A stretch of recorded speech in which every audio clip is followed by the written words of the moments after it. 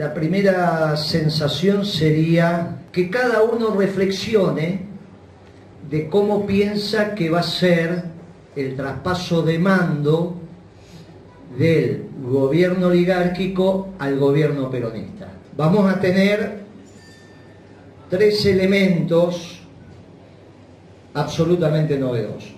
Absolutamente novedosos.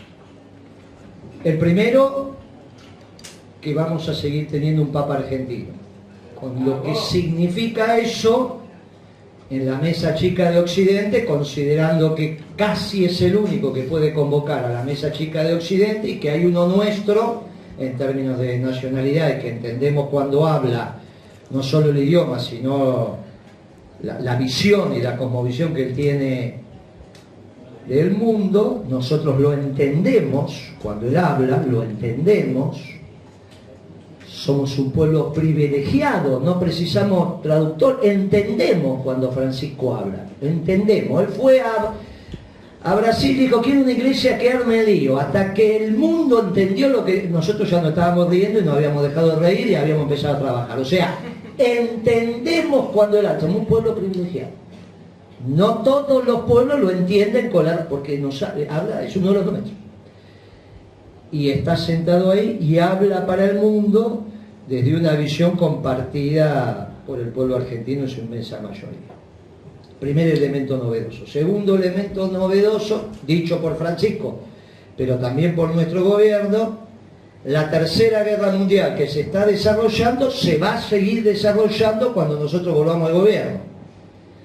Nunca el peronismo gobernó los destinos nacionales tendiendo al bien común con el mundo en guerra, porque somos un producto de la posguerra.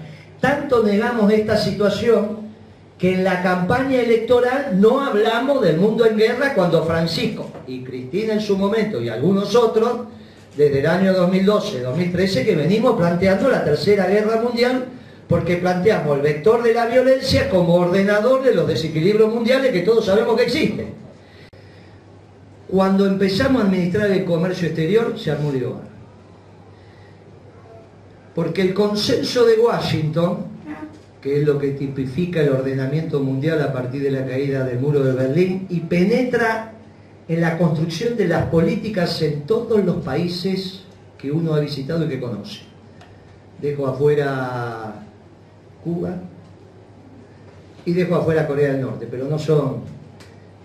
El resto de los países, incluso Angola, Vietnam, etcétera, etcétera, fueron ordenados en función de ese marco ideológico doctrinario. Consenso de Washington, con dos vectores: el Fondo Monetario y la Organización Mundial de Comercio. Uno más importante que el otro. ¿Cuál? La Organización Mundial de Comercio. ¿Y por qué? Porque cuando discutimos con el Fondo seguimos. Cuando discutimos con la Organización Mundial de Comercio, nos hicieron un panel en Ginebra los norteamericanos, los europeos y los japoneses. 60% del PBI mundial contra Argentina. Era obvio cómo eso terminaba. O sea que la administración del comercio exterior no era permitido por el conjunto de los países que integran las Naciones Unidas, en su inmensísima mayoría. Tal es así que siempre cuento que un presidente uruguayo, entrado en años y etcétera, y no que no era revolucionario, que me llamó y me decía, pero Guillermito, no, esto no es, el mundo no va para ahí. Estás equivocado, hay que cambiar, es otra cosa. No teníamos aliados. En la administración del comercio exterior éramos nosotros y el resto, como esos partidos que jugaba Maradona y que Maradona lo ganaba solo, pero era él contra el resto del mundo. Bueno, fue Argentina contra el resto. Lo tuvimos que hacer y lo tuvimos que hacer, porque si no perdíamos empleo. Y como gobernar es crear trabajo, un gobierno peronista no puede perder trabajo. Por lo tanto, administramos el comercio exterior sabiendo lo que nos iba a acontecer. Consenso de Washington y dos pilares: el fondo y el OMC, que se expresaban a plenitud. Pero terminó el consenso de Washington. Es extraordinario lo que pasó. Terminó el consenso de Washington. El jueves pasado se reunieron los ministros de finanzas del G20 y no se pudieron poner de acuerdo en sacar un comunicado de apoyo al libre comercio. Es extraordinario lo que está pasando. Bueno, esto es obviamente post-Trump. Trump explicó lo que iba a hacer. No es que no lo explicó. Pero a pesar de que explicó que se iba a ir del acuerdo del Pacífico, que iba a replantear los acuerdos de libre comercio y que lo que quería era administrar el comercio exterior, que no es otra cosa que lo que hicimos nosotros hace 4 años atrás, en nuestra fuerza política no fue inmensa mayoría los que deseaban el triunfo de Trump. A pesar de que Macri dijo que quería que ganara Clinton. Si Macri dice, si el oligarca dice, quiero esto, los militantes populares, por propia definición, si no se confunden mucho en el análisis, digamos, si no croquetean, decíamos cuando éramos pibos, si no hacen tanta, mirá, ¿qué dice Macri? Esto, bueno, entonces está cantado. Sin embargo, no nos pasa eso. Más seguimos teniendo algún inconveniente. Y ahí viene un tema inconveniente en términos de ver lo que está pasando. Y está claro que la parte que nos hace ruido es la de los mexicanos, que la van a pasar mal. Mexicanos, latinos, lo que fuera, al interior de la economía norteamericana. Ahora, ¿eso es tema nuestro o es tema de la dirigencia mexicana? Porque cuando yo era más joven, México era Centroamérica. No sé cuándo pasó a ser Norteamérica. No sé cuándo. Ahora, no es culpa nuestra. Si la dirigencia mexicana pensó que la solución era el NAFTA, nosotros nos equivocamos en Mar del Plata. Porque el ALCA era el estadio superior del NAFTA. Entonces, las dos cosas al mismo tiempo no pueden estar bien. Todavía estamos en la física mecánica, de P entonces Q, no. Muchachos, la maravilla de lo que nos está pasando es que el muro va a dividir, pero nosotros recuperamos a México. Lo que nunca se tendría que haber dividido, se vuelve a unir. Pero para eso tenemos que tener una visión claramente nacional. Lo que debe ordenar nuestra política son los intereses nacionales, claro. Eso confronta, en términos de marcos teóricos, doctrinarios, con algunos espacios de nuestra misma conformación política, que no necesariamente por coincidir en objetivos de corto plazo significa que tengamos la misma cosmovisión en todo.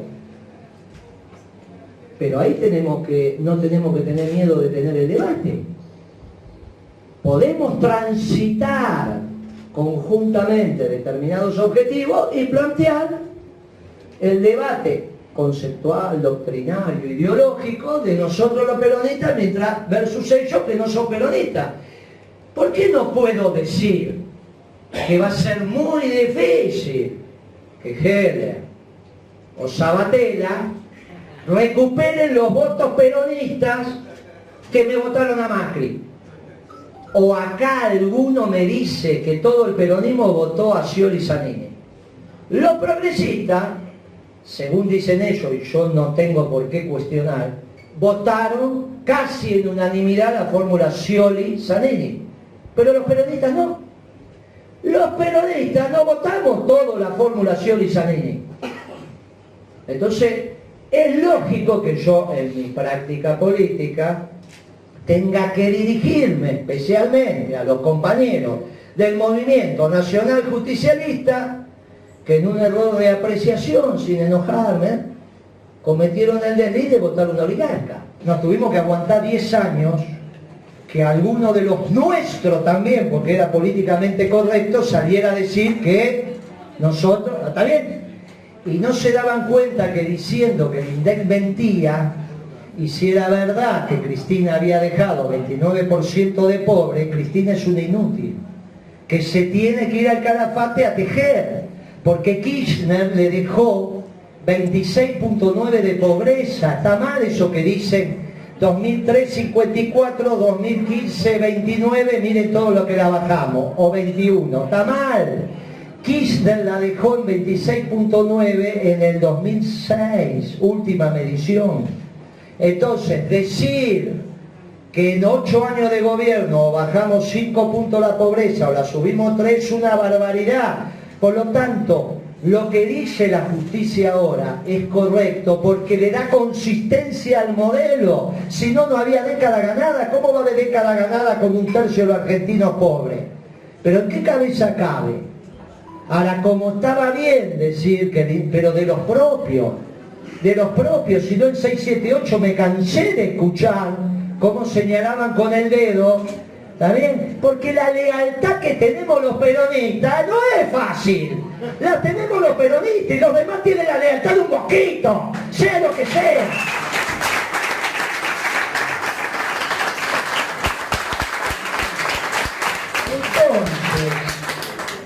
Entonces, lo que nosotros necesitamos es construir un modelo de desarrollo que tenga como núcleo duro a las cooperativas, para volver a la pregunta, de tal manera que las cooperativas comprendan en el conjunto de la participación con el resto de los sectores empresarios la complejidad del nuevo modelo de desarrollo. Nosotros hemos trabajado muy bien el movimiento obrero, tal es así que hace 70 años que tenemos los mejores dirigentes sindicales y tenemos muy buenos dirigentes territoriales o de la política. No tenemos dirigentes empresarios. A esto nos estamos dedicando. Aparte de meter en cana todo, nos estamos dedicando a tratar de que a la vuelta tengamos una estructura de cuadros políticos dentro de los empresarios que estén en condiciones de pensar el conjunto de la patria desde su propia especificidad como empresario. Cosa que el peronismo nunca hizo y que no tiene nada que ver con la CGE. Lo que estamos planteando es la construcción de las 62 organizaciones de los empresarios. Perón hizo la CGT y la 62. La 62 era el rol político. CGE, CAME, UIA, eso es a la CGT. Lo que nunca hicimos son las 62. Bueno, ahora estamos encarando la construcción de las 62 de los empresarios. Los empresarios se juntan a pensar el país como empresario, no en la unidad básica, en su propio lugar, pero tienen que pensar el conjunto. Si quieren pagar buenos impuestos, no hay ningún problema. Lo que me tienen que decir es cómo vamos a financiar el Estado. No que me vengan a morder mi bolsillo, sino que me planteen un modelo de conjunto. ¿Está bien? En ese esquema, lo que nosotros estamos invitando a participar activamente es al movimiento cooperativo. Si es capaz el movimiento cooperativo, poniendo sus mejores hombres, de pensar un modelo de desarrollo, el lugar que tiene va a ser ese. Ayer hicimos una reunión y vinieron los de la salada, los de la saladita. Bueno, también tienen que pensar el país. Los que organizan la producción tienen que pensar el país.